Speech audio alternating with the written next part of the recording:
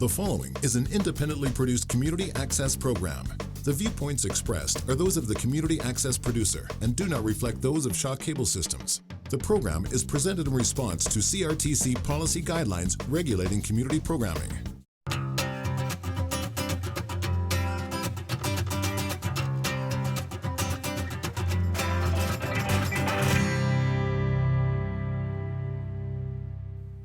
Hello, welcome to Art Glass Today. I would like to introduce you to a different way of working with glass, which is using the mosaic techniques. So far we've talked about stained glass windows, which is probably what most people think about when they think about art glass. We've talked about lamps, Tiffany style lamps, things you can use around the house, whether they're for a lamp base or whether they're wall sconces, etc. And today I would like to introduce to you the idea of using glass on your walls, for backsplashes, and for many other purposes throughout your home. To get things going, I would like to show you some good examples of how you can use glass in a mosaic manner in your home. We'll start off with a decorative piece. This is a mask which was made by Lois Lone in the 1990s. This was done in a fairly traditional stained glass manner in that all the glass was cut very specifically to fit a pattern. A lot of the mosaic work that we're going to talk about as we go through this show is going to be much more random, but in this particular piece, everything was cut to fit the pattern. So very much like a stained glass window, except it's all opaque glass, so we can't see through it. So when we attach it to, in this case, a log, we can't see through to see what the substrate is. Very nice way of dealing with this, making some nice decorations for your home. This is called a stepping stone, and this is done in exactly the same manner. I'll explain later on in the show exactly how we put the whole thing together. But again, we've cut all of our pieces of glass like we would a stained glass window. They're all opaque, so we can't see the concrete through here. Another wonderful way to use a mosaic style, in this case in your garden, or you can use it in your home as a decoration. You can use it on flower pots. This is a gorgeous piece that Matthew McMillan made. You can see there's a koi that wraps itself around here with the lily pads. Great way to make either to decorate a flower pot, or in this case is a water fountain. And inside here we have a pump as well as a stained glass insert which has a water lily in it, and the water comes up through there. Very beautiful. And a wonderful accent to your home. The sound of the water can be very attractive. This piece here is probably a little more like what you would be familiar with. If any of you have been to Europe and been to any of the great cathedrals, St. Mark's in Venice, gone to Ravenna, if you've been to Rome, you'll see a lot of the floors are done in beautiful mosaics. And this is an example of that type of work. So you can see that we've got some large pieces, some pieces that were cut in very specific shapes, but the whole background is done in much more of an abstract manner. And that's what I'm going to show you how to do today. You can also do mirrors, and mirrors can very easily be done like this. You can cut your mirror for the center, have all our random pieces on the outside. In this case, we have some glass nuggets to add a little bit of interest. And there's many different ways we can finish the edges. With the ladybug, I have a wooden frame that we created for that. In this case, though, we didn't want a wood frame, so we cut glass to fit along the edges. In this case, we made squares, although we could have just one single piece on each side or much larger pieces. And you could just take a flower pot, or in this case, a little watering can. And again, very similar to the terracotta pot, you can turn that into a piece of art that you could either give away as a gift or you could use on a day-to-day basis. So these are some of the ideas of what we can do. What I'd like to do today is I'm going to put these pieces away, and I'm going to get a pattern, some materials, and I can start showing you the process of making your own mosaic at home.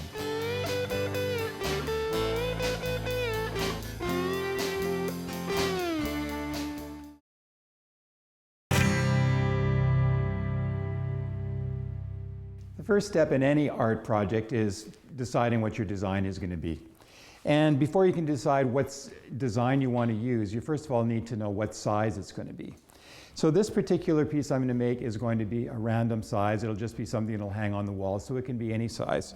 However, if you're doing a backsplash in your kitchen, or if you're doing something in your bathroom and you need a specific size, you'll take a good measurement. I wouldn't recommend that you glue this stuff right onto the drywall. It's better if you have a substrate to it.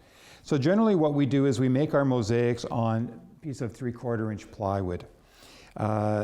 Plywood, if you go too thin, it will have a little bit of flex to it, and you may find that the grout will crack over time. So I would recommend you go to at least a 3/4 inch. It's nice to have that substance, and also it gives you a nice thickness for the border. I've decided that I'm going to take a stained glass design, and there are literally millions of stained glass designs available. They can be bought in actual pattern books where they're full size. Perhaps your local stained glass store will sell full-size designs.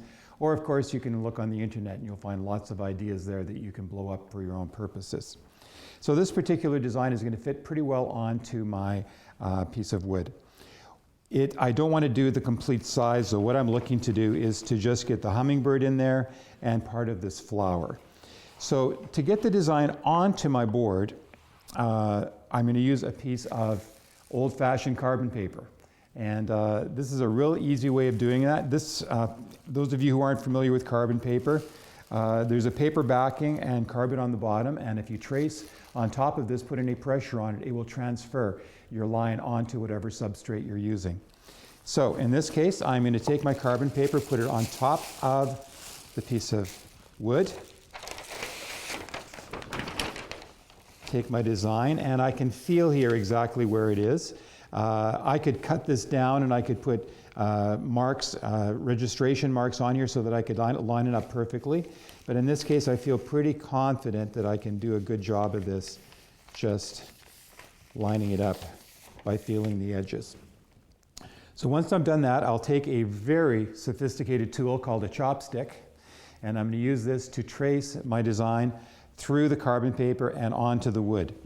So the toughest part with a chopstick, and actually sometimes using a pencil is a better idea, you don't exactly see where you have gone over and where you haven't. If you do use a colored pencil, that eliminates that problem. You don't need a lot of pressure, depending on how good your carbon paper is. Carbon paper does tend to dry out, so if you're using a piece of carbon paper that your dad had kicking around the house for a couple of decades, you may find that it doesn't work very well. Traditionally, what they would have done is they would have taken a needle or a pin, they've poked holes through the pattern, and then they call it pouncing. What they do is they get a bag that is made out of linen, and they will put chalk in it. And the chalk is very fine particles, it's a powder, and they would then bang that onto the pattern with all the holes, and of course the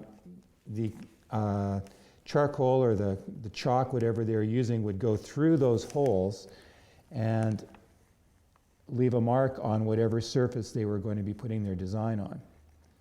However, I find carbon paper works as well or better.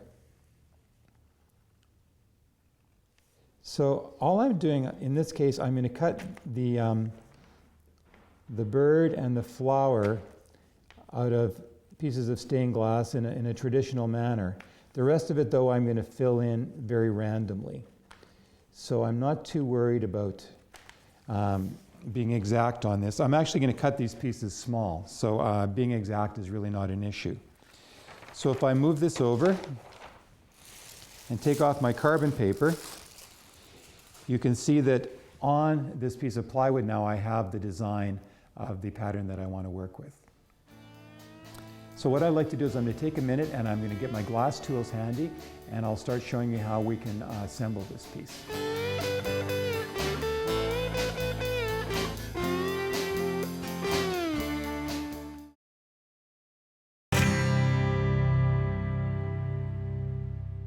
All right, now we want to render this in beautiful stained glass. So we are going to be using opaque glass. When we're using a wooden base, or if we're using a terracotta base, we don't want to be able to see through to what's underneath this. So it's really important that we use an opaque glass. So as you can see, when I put this glass on top of the wood, you can't see anything through it. So our eye is going to be held by the glass. It's not going to go through to the wood underneath. So there's many different colors of opaque glass you can get.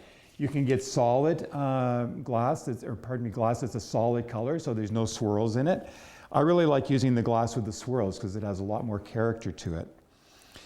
Once you've chosen your glass, we will take our pattern, we'll draw our pattern to the full size, and these are a pair of what are called mosaic cutters. There's 3 different kinds of pattern shears you can buy. You can buy mosaic ones, and you can buy ones for doing lead cane, and you can buy ones for doing a copper foil project. Now the difference between the 3 different types of pattern shears is the thickness of the third insert, which is going to be giving us our spacing between our pieces.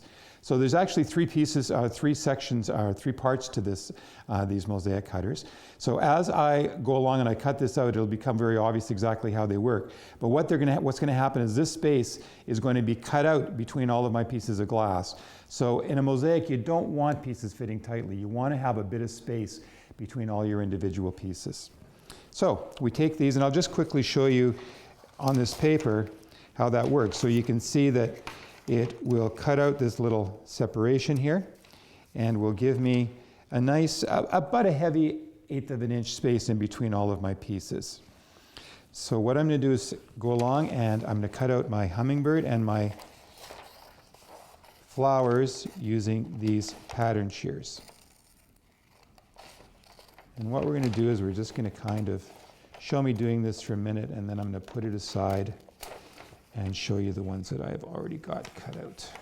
Okay, so you can see in this manner I'm getting all my pieces and I'm getting them with the proper spacing in between it.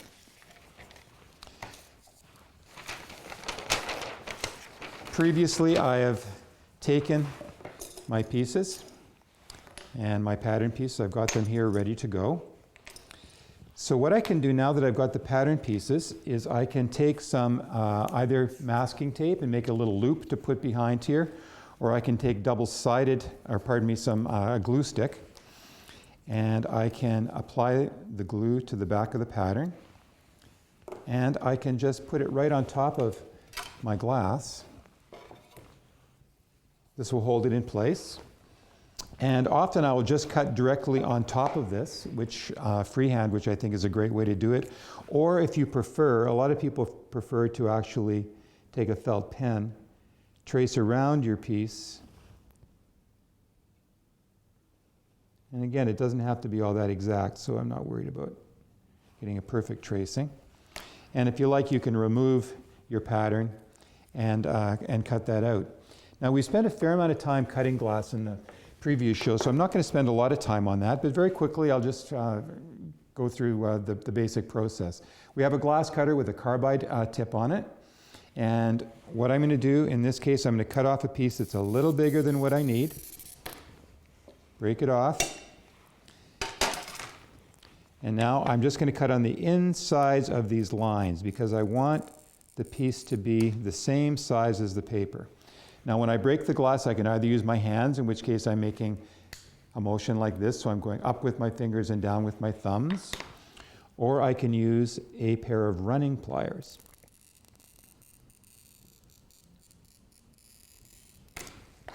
And running pliers have got a screw on the top, and what they do is they bend the glass for me. So I just line the screw and a mark on the front of the pliers with my line, and I squeeze, and it will cause the glass to run for me.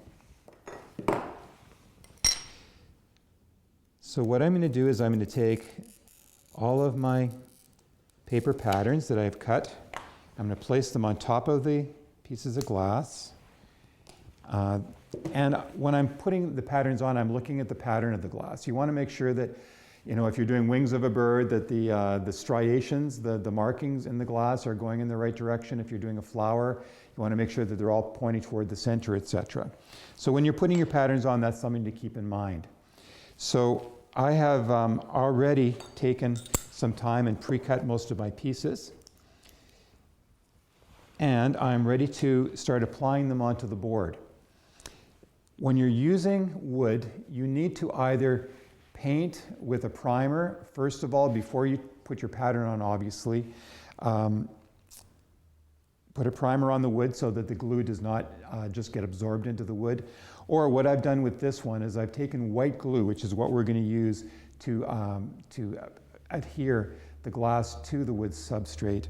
And I've diluted it and I've painted that on top of here. So before I did the tracing, I had actually done that. So this has got a diluted glue attached to the surface already. So now what I'm going to do is I'm going to take the complete glue and blah, blah, blah. So I've taken some time and I've cut all my glass pieces. I attached the paper patterns to it, cut around them, and I always put the paper pattern back on. So it's a lot easier to see exactly which pieces of glass you want to keep and which pieces have become scrap for your project. When you're using wood as a substrate, it's really important to either prime it by putting on a coat of paint, a primer, putting on a coat of primer before you transfer the pattern. Or in this case, what I did is I mixed some white glue and I diluted the white glue with water and I put a thin layer of that on. What that does is it seals the wood so that the glue will not be sinking completely into the wood only. It'll have a good tooth to actually adhere to. I'm going to be using just a regular weld bond. This is what I prefer to use. You can use any type of a white glue. It's just regular glue that's used by carpenters. But we have found the weld bond works extremely well. So that is what we use and what we recommend. So I can take each one of my pieces, and since I've traced this onto my wood substrate, it's very easy now to see exactly what I'm doing. You can either, if the pieces are big enough, squeeze the glue right from the container, which is what I'm doing here. Or you can squeeze some into a small container and take a Q-tip or a toothpick, or there's actually little glue, call them glue, for glue pots. You can get these little plastic brushes that you can use that work extremely well. But I'll just continue on with this. Our main goal is we don't want to have too much of the adhesive squeezing between the pieces. If you put too much glue on here, adhesive, you'll find that it will start filling in the spaces in between your pieces, which is not what we're hoping for. And I usually like to have a minimum 1/16 to 1/8 of an inch separating all the pieces. Some of these pieces, if you want to, if you have a glass grinder, when you're cutting things like this to an exact shape, it's not a bad idea to go around them once just to clean off any of the sharp edges and any of the rough cutting points. But it's not necessary, and we certainly will not be doing that when we start to do the backgrounds on this. This is an example of how to use the masking tape. I just made a little loop with the masking tape, stuck it on the back of the paper pattern, and put it onto my glass to hold it in place. Okay, just want to make sure I know where this one's going to go. That's the way it goes there. Okay. So what I'm going to do is I'm going to take a little bit of time now. I'm going to attach all the pieces that I've pre-cut. And then I will get out some tools so we can start working on the background.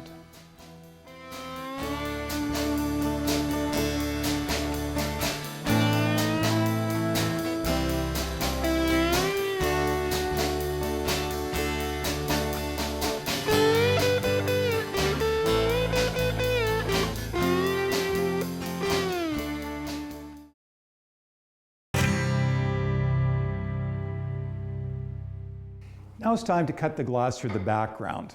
First thing we want to do is decide what shape we want them to be, and they can be any shape that we wish.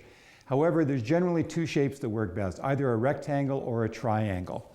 In my right hand here, you can see some triangles, and these are quite small. We have the centerpieces we're using as our detail, but the whole background is done in small triangular pieces. And the nice thing with using different glass like this is often you will get darker, lighter, medium pieces that really will show a lot more character than if you're using a solid piece. So this is streaky glass, which really works well for this purpose. And on my left hand here, you can see with this bug, we use more of the rectangular pieces. And I like that just as well. But in this case, I think the triangular pieces are going to work best for what I want to do in the background of the hummingbird. I'm going to go back to my trusty strip cutter. Those of you who haven't seen this used in a previous program, I'll just go through this quickly. So what we have is a piece of 3/4 inch plywood with a 1x2 screwed onto the side. And this tool is called a strip cutter. It has 6 wheels, and they're all numbered from 1 to 6. So you start off with one. As that one gets dull, of course, you go on to the next one until you've used them all. It's fantastic for cutting parallel lines. That's what we use it for. So essentially, I decide what size I want the triangles to be. In this case, I'm going to go for a little over 1/2 inch. I hold this with one hand. I'm going to slide it along the board. This one I'm applying pressure down. So generally speaking, when people are just starting to use this tool, I suggest you push as hard as you can. There's no real negative to pushing harder than necessary. You can then take our running pliers, break that one. This one came out a little crooked. It's because the piece moved as I was doing it. When you're working with smaller pieces like this, that does happen. That one was much more consistent. I am putting a lot more pressure than I would if I was cutting this by hand.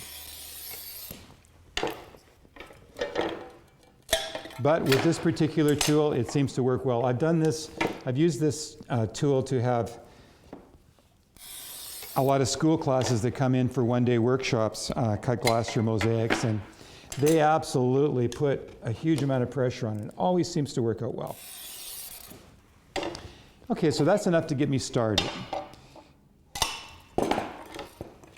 A lot of people that do mosaics are already working in stained glass, and one of the thoughts is they want to use up their scrap glass. So what you could do is keep little containers of all of your scrap glass. Generally, we have one color in each container.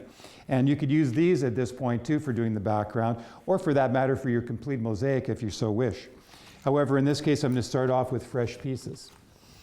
Once I've got the strips cut, I will then use a tile or mosaic nipper. These are specifically made for stained glass, cutting stained glass. They do work on tile also, though. And they work perfect for this process. So what I want to do is I just want to make a bunch of triangles to start off with. So essentially, what we do is we just go along and apply pressure. I often find that if you can do this in a container, so if you had a Tupperware container, you wouldn't have the pieces flying all over the place on you. So something that'll contain them is a very good policy. Now these are not cutting, they're fairly random shapes, but again, that's what mosaics are all about. They're not about being completely accurate. They're about having spaces between your pieces, and it always looks a little more rugged. If you so desired, you could just go along and cut all these pieces by hand and have very straight edges on them, but that's really not what I like best. Also, I would not recommend grinding all these pieces. There really should be no reason for that. The fitting is such that it's not going to be an issue. And by the time you've got it grouted, the edges are all going to be covered. So safety is usually not a problem either. So these are enough to get me started. So I will take my glue, and usually I just glue each individual piece, but if you wish, you can glue a number of pieces at a time.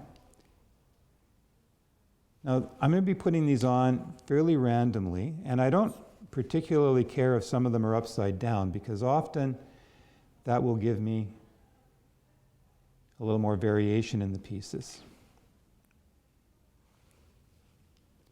So you just kind of go along and try and see how they'll fit.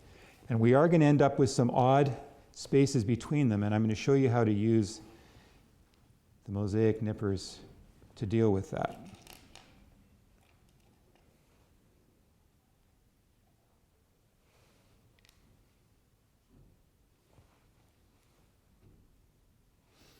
It's a really kind of a Zen kind of thing. You just kind of get into a bit of a routine, and you just keep going.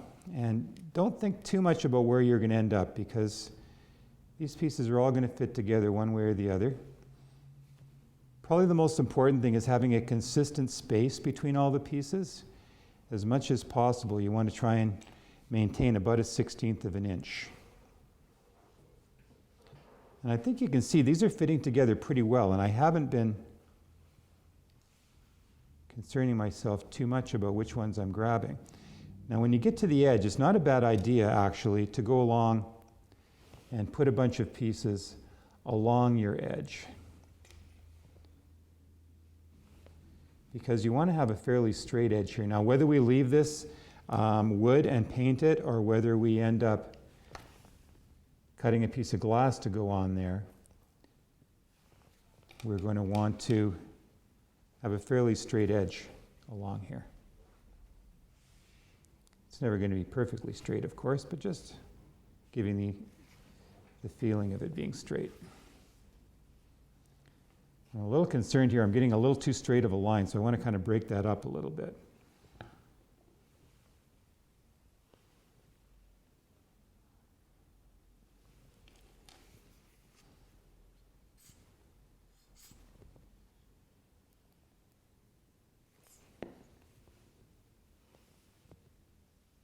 This is called the direct method, which means I'm directly putting the pieces of glass onto, in this case, my wood.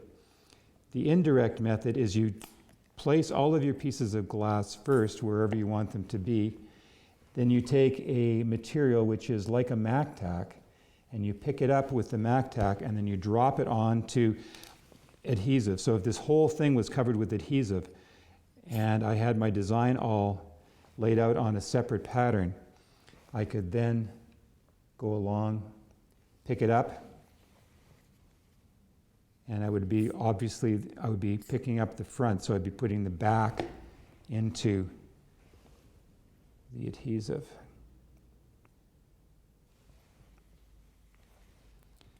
So I'm going to take a bit of time, and I'm just going to continue on with this. And between now and next week, I'm going to have this all finished so we can show you what the finished piece would look like. But I hope this has given you a bit of an idea of how to approach making a mosaic.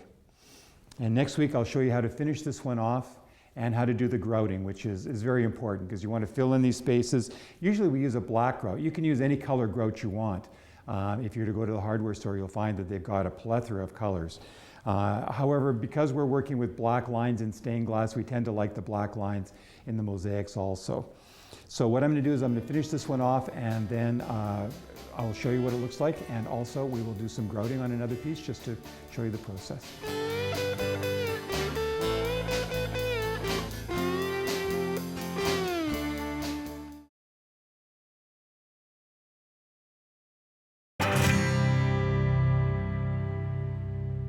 Sometimes you need to cut smaller pieces to fill in the spaces. So these tools are fantastic. Again, we just take some of the small pieces that we've cut, we cut them into smaller chunks, and this piece is going to be perfect to put down in between these two pieces. It's a little delicate when you start getting into the smaller ones. And I need a little triangular piece to go in there, so I'm going to cut this on an angle. So I have a nice triangular one there, a little bigger than I want, so I'll cut it down. I want to have a little bit more space between them. As you can see, the glue hasn't set yet, so you can still keep moving things around a little bit. You can get really good with these mosaic nippers. It doesn't take too long to really catch on to how to use them.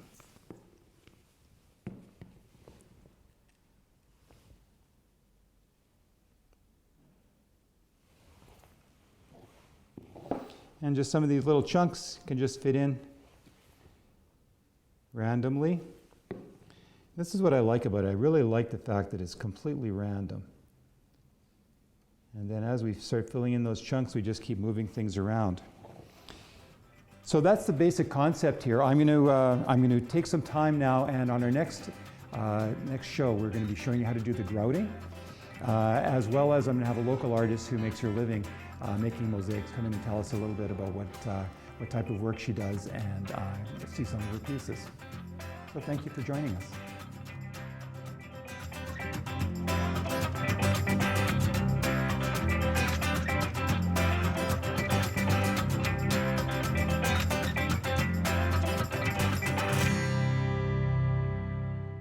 The proceeding was an independently produced community access program. The viewpoints expressed are those of the community access producer and do not reflect those of Shaw Cable Systems.